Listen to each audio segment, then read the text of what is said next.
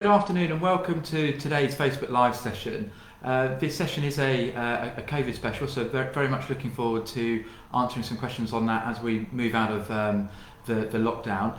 I was supposed to be joined by my colleague Nicola Green, Councillor Nicola Green, but she's been unavoidably detained in another meeting, so very happy it's just me. So look forward to your questions. We've got the comments bar, which would be really useful if people could use that, and I'll try and get through as many as possible. Before we start on the questions, I'll just give a brief update. You know, as we've effectively ended and left the 4-week lockdown measures, government voted last night, and effectively we're now in level tier 2, which is the high alert tier. So there are 3 tiers. 1 is medium, and tier 2 is high, and in 3 is the most extreme restrictions. What that effectively means for us is we can meet outside in the rule of 6, but if we want to meet anywhere indoors, that has to be in our own household or support bubble.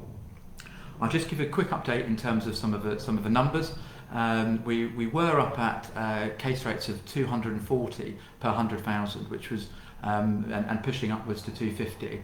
Our latest as of Monday was 94, so we're very much bringing that down now. So the lockdown has effectively worked in terms of the numbers we were in terms of bringing those under control. They're not the only determinant of when we go up and down in stages. So what's really crucial is the number of people in the over 60s camp, who what that number is.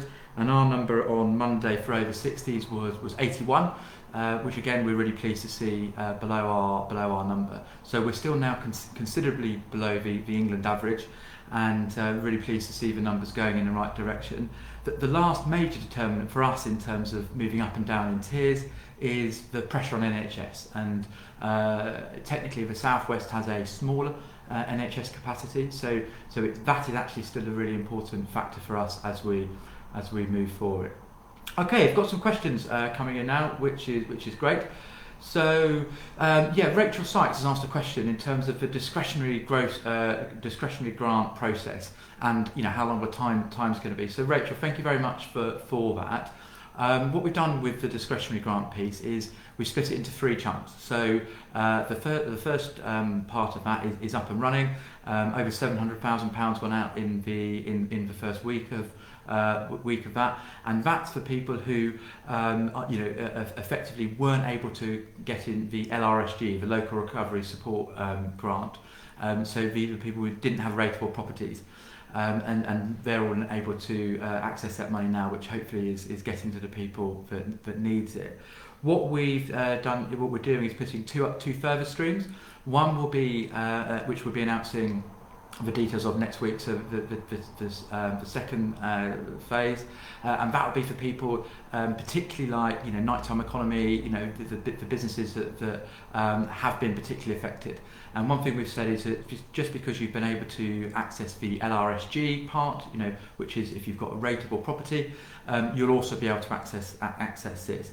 And then the third tranche, which we'll be bringing forward a little bit later, is effectively how we can sort of energise some businesses a bit more specifically. More details of that coming soon. So Rachel, direct answer to your question.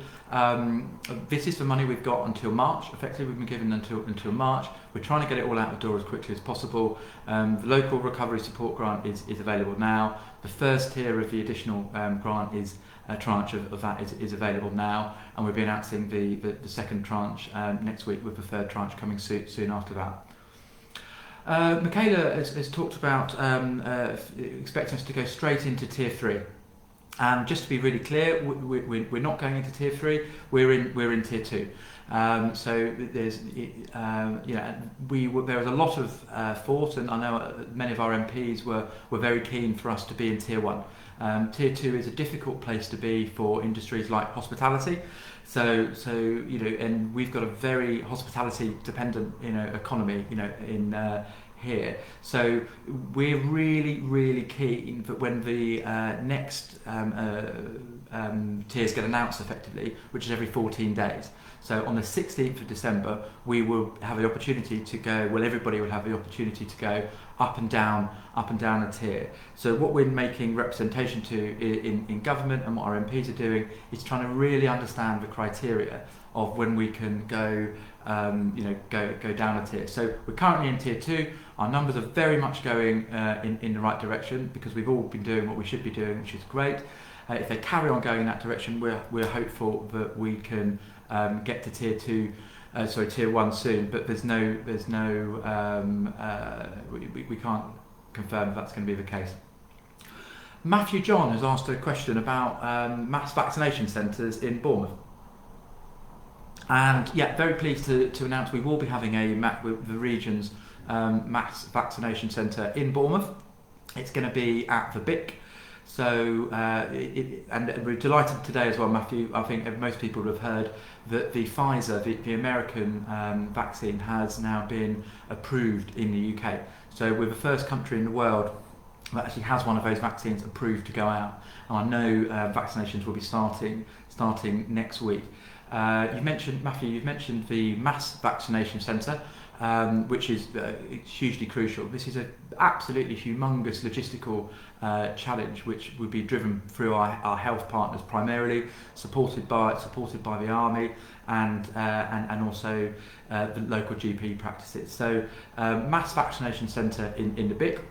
There will be mobile centres across Dorset, and significant amount will be going out through GP practices as well. So and that will start as early as next week. The first people likely to receive the vaccine are going to be it's NHS and NHS patients, partly due to the fact that the vaccine that we can use at the moment, the one that has been approved, needs to be held in very low temperatures. So those settings are more able to deliver it. Immediately after that, the next rollout will be people 80 and over. Then it goes down in terms of age, and then there's a point in there before it goes below anybody 60 when it's the people who are clinically extremely vulnerable. So that's a relatively new term, clinically extremely vulnerable. It basically means if you were shielding before. So it's very much, the vaccine will be very much targeted towards people who are most likely to be affected, which is based on age and clinically extremely vulnerable. Yeah, so Dave Hayward has asked about that. So in terms of how are we preparing for rollout of the vaccine? Just to be clear, it's health led. So we're working very clearly with our health partners, but that is health led. We've been involved in the discussions around the BIC in the pavilion, but it's a health led rollout programme. Okay, let's just scroll through to see if I can see some other questions. Yeah, Brian Ubetz has asked a question about how optimistic are we about moving into tier 1 on the 16th. Are we on track for this? I think one of the really important parts of the political dialogue in the last week has been MPs saying, well, actually, you need to be clearer with us, government, in terms of what other criteria, what are criteria for moving up and down.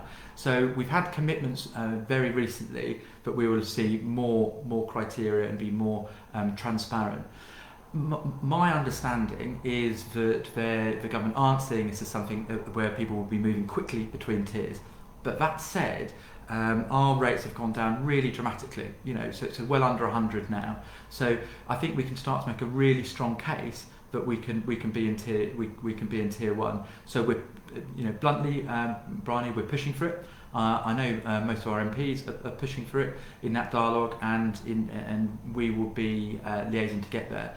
I'm not optimistic. I don't know whether we'll be able to do that on the 16th. I think it would be advantageous for us, and we can manage it in a way that's safe enough. We've proven that. Okay. So yeah, Nick Finnemore has asked a question around food for child school holidays for Christmas. I think this is a really important question. Effectively, Nick, so what we did in terms of the half-term piece, we stood up at really short notice a scheme, which was great. So we're really pleased to be able to do it. We made a commitment that no child that needed food in half-term would go hungry, and we put out thousands of support on that, which was great. We've got now the government have announced longer term money effectively for the rest of the school year. Here we're in a better position to plan effectively around that. So a lot more information will be coming out about that. But there is a clear commitment now to provide food for children over the Christmas holidays and the half terms and Easter holidays as we go forward. Okay, I'll scroll through it and see if I can get some extra questions. Paul Draper's asked a question around the second or third tranche of COVID business grants. Will it be available to limited companies without rateable premises? Yes, effectively, Paul. So I'll just be really clear. So the first tranche is for people without properties. That doesn't mean that some people who don't have properties won't be applicable to the second or third tranche. More detail is coming out of that. We've said people can definitely get LRSG and the tranche money. We're in a more fortunate position than we were at the start of this, because we've got much better information around the people who fell through the cracks last time, and also a lot more businesses have been able to stay open. I think dentists was the example I used last time. So dentists are open here. A significant portion of the discretionary grant went to dentists, businesses like that last time. So we're able to support more people. Paul, please look out for the information as it's coming out, or contact your local councillor, or indeed myself. We will get that information to you. Just a general question. We've got somebody just mentioned about the camera being too high. So effectively, we've got the camera on the Surface Pro we're doing here, so it can't be moved effectively. I hope you can just see enough of us, of me, and hear me. So thank you. Okay, right. I'll scroll down through, see if I can answer some different questions here. Fine.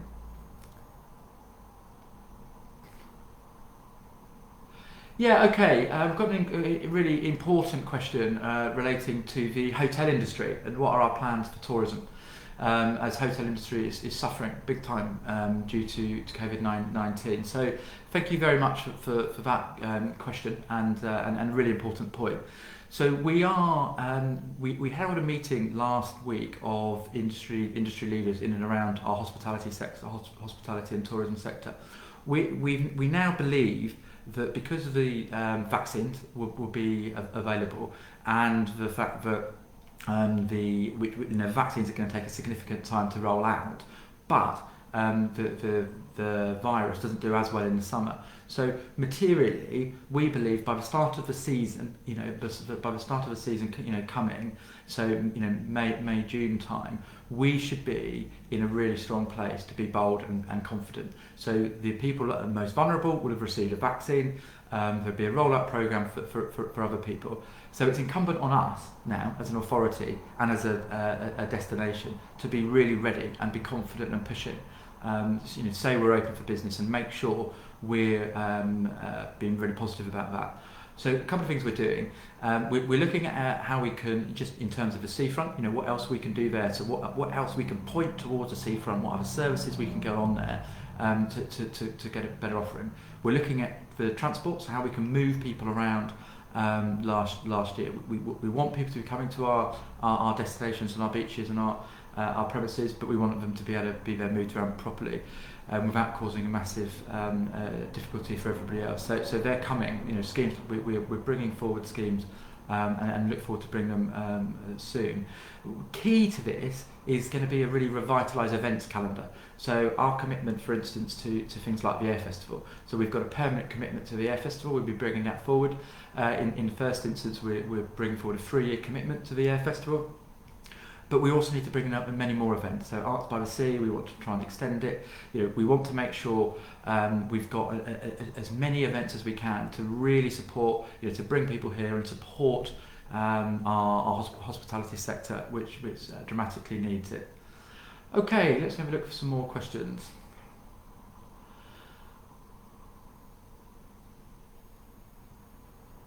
Yeah, okay.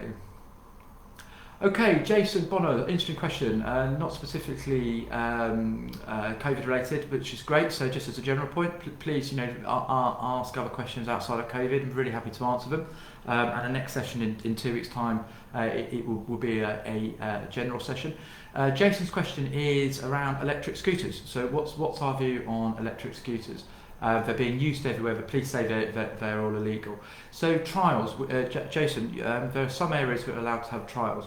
And what we're doing is what we're looking to do is to support our Beryl bike, effectively partner into trialling e-scooters. So we will see some e-scooters, in our locality soon, and that's what we're gonna test and see how it goes effectively.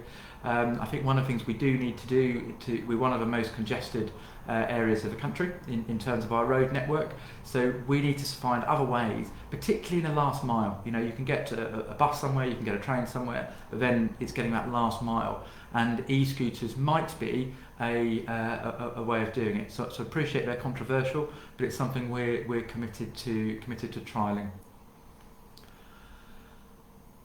Okay, fine. So I've got a question about care home visits and mental health, and I think this is a really important point and something that is changing effectively than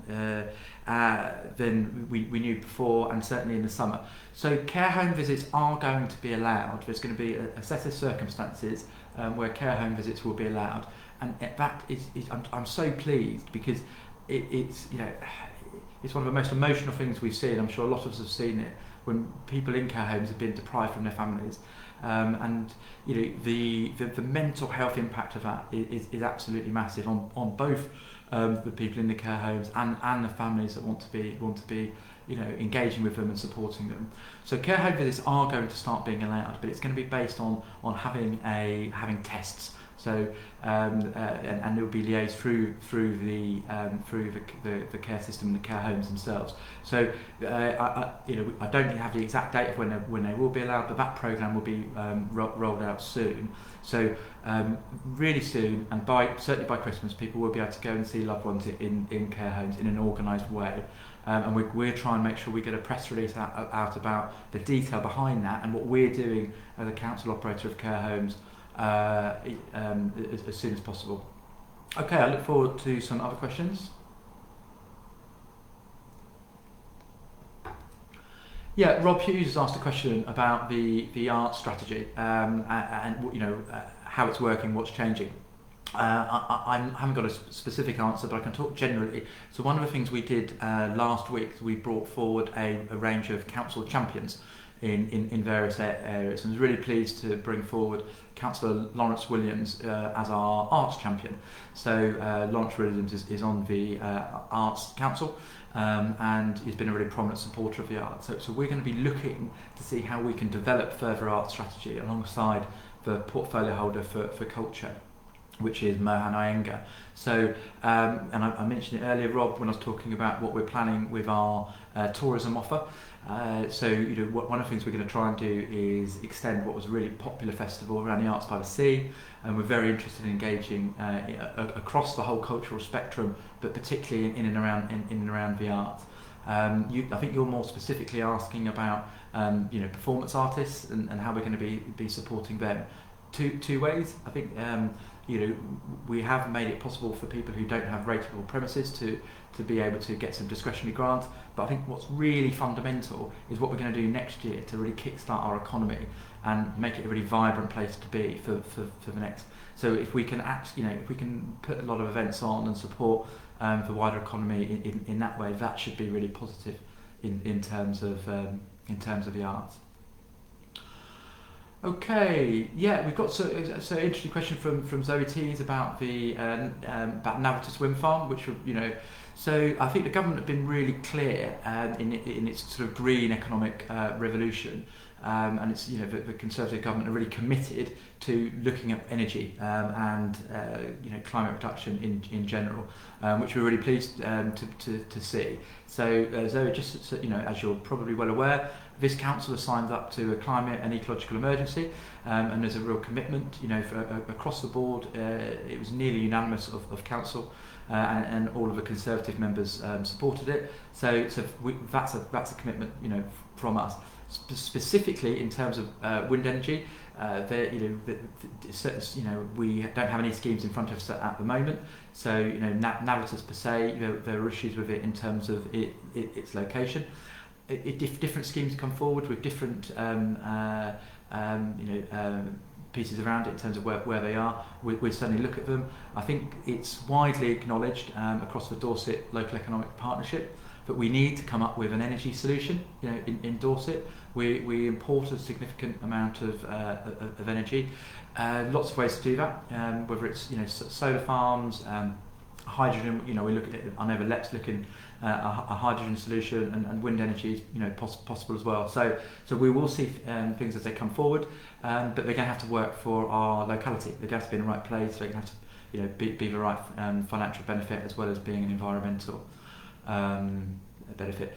Elizabeth Ann Mars has asked a question around after the Christmas reprieve, will restaurants and shops be open? Elizabeth, thanks for reminding me. That's effectively, let me just quickly talk about the Christmas reprieve, so we're clear on what that is. From the, I think it's the 23rd to the 27th, we're allowed to mix with 3 other households indoors.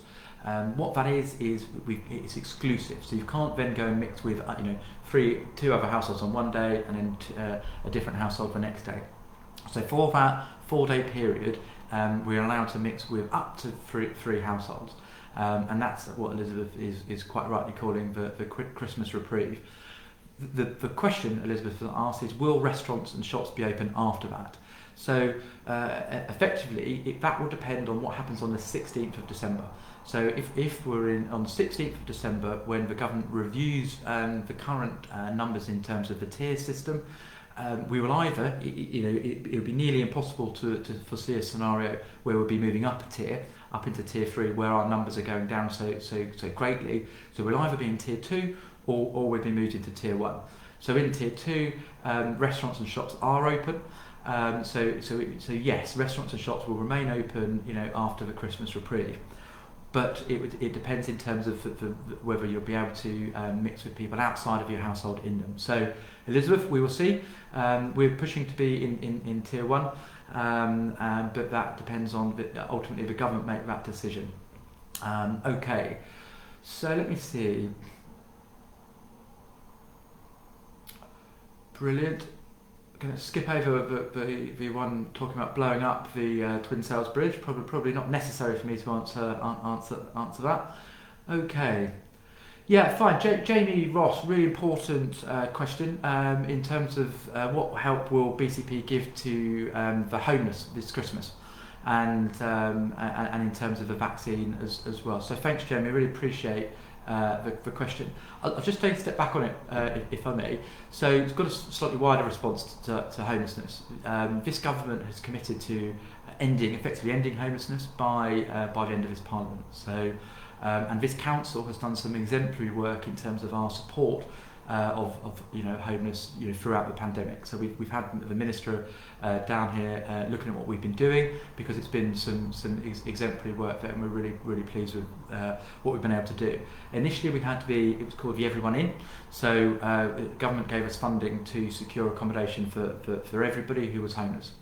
So and what we've done is we've brought forward a lead member for homelessness. So we're desperately trying to tackle the problem long term, but also make sure that the benefits we've been able to do around the Everyone In campaign, we're making the most of them.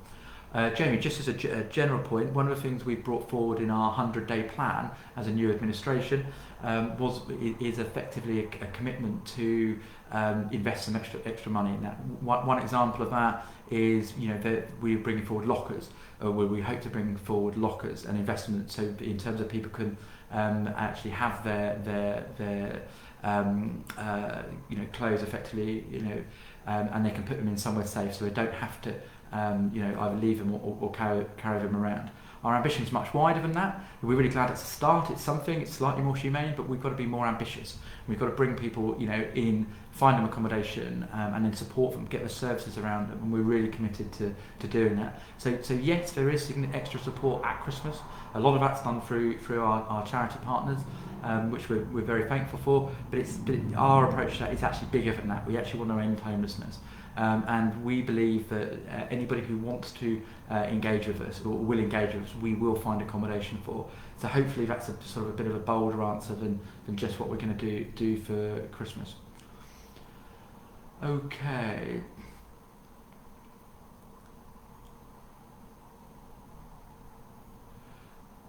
Yeah, okay. Thomas Wareham, you've asked a question relating to SEN, so special education need. Particularly important for me to answer that question now. Some people might have seen that we had a recent Ofsted visit, which said we had some serious issues in terms of our children's services, which is a place we absolutely no council wants to be. So I just I won't answer specifically on your case, but if you'd like to contact me, I'll be very much happy to look into it. I just want to take the opportunity to underline the number one priority in this council and for this administration at the moment is improvement in terms of children's services. So we've got a new director of children's services, a hugely experienced woman, and we will be putting everything we can in extra investment into children's services generally, which does include improvements in SEN. We're really committed to getting a good Ofsted rating as soon as we can. I'd also like to say appreciate the wider political dialogue we've been having with other groups. This is something all group leaders have decided. Our children is certainly not something it's a political football. So the entire council, all 74 councillors, will be working on that together. So we think I'm actually looking at it as an opportunity. We've got an opportunity to now get to a good and outstanding provision of children's care, and we will be absolutely committed to that. So we've got our next budget coming out effectively in February, and there's going to be significant investment in children and SEN care in that. But in terms of your specific question, Thomas, this isn't the environment for it, but please do. My name's Drew Mellor. My details are on the council's pages, so please email me and we'll look into it. Okay, fine. Let me just look through it. We've got 3 minutes left, so I'm going to try and find a couple of other questions. We've gone through the tiering system and the council's response to it and when that's going to be reviewed. We've talked about the vaccine. I'll just see if I can find some other questions. Okay, Leslie's asked about, again, it's about the vaccine. So, the specific question is, as a carer for a family member in a different home, will I get access to the vaccine? So, Leslie, I think the government's been really clear, and we'll publish it on our channels as well, how the vaccine is going to be put out. First of all, it's going to be NHS staff and people in hospitals. So they're the first, and then it's going to be done by age. And then it's going to be people who are clinically extremely vulnerable. So it will depend in terms of as if you're an independent carer or if you're an NHS carer, it may well be different. But other than that, I believe you will actually be judged in terms of your own criteria, i.e., so your age or whether you're clinically extremely vulnerable. Okay, fine. Let's see if I can find 1 or 2 more questions.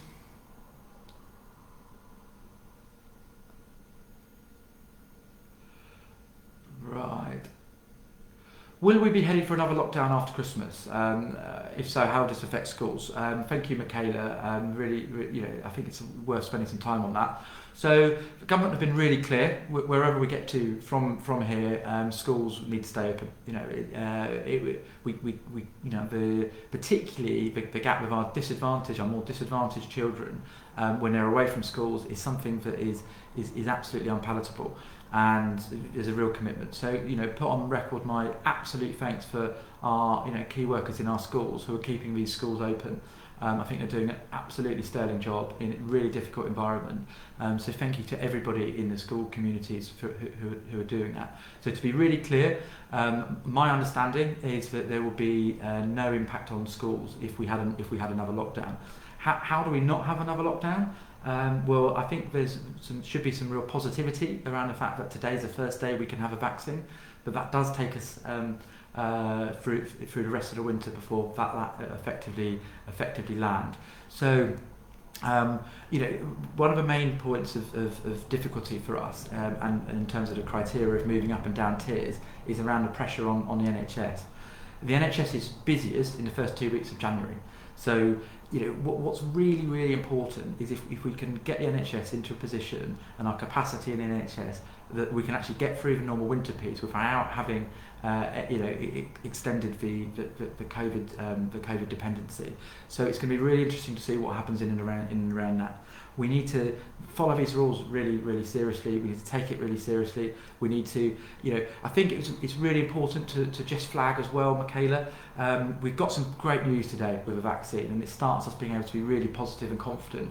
But it's as a nation, we're not going to get that programme rolled out fully, until the early part of the summer. So this is something we're all going to have to take really, really seriously between now and next summer. So all I can say is, we're going to do everything we can locally to support people not having another lockdown. I believe the tier systems are here to stay. I believe that should manage it, in between now and the summer. There's really good evidence that if you're in tier 3, cases start to fall. If you're in tier 2, they stay relatively similar, and in tier 1 they can increase. We've got that evidence now, so we shouldn't need another lockdown because we can move people up and down through the tiers. Okay, fine. Sorry, I do apologise. I've gone over time, so it's just gone 1:30.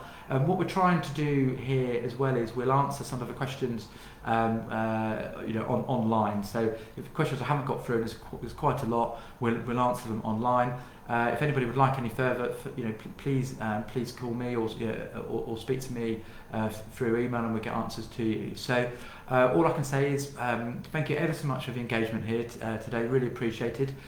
Some excellent questions, and very glad to be doing these sessions. The next of these sessions will be in 2 weeks' time. So we'll have the information about what tier we're going to be in for the next 2 week period at that point. So I look forward to very much seeing as many of you as possible in 2 weeks.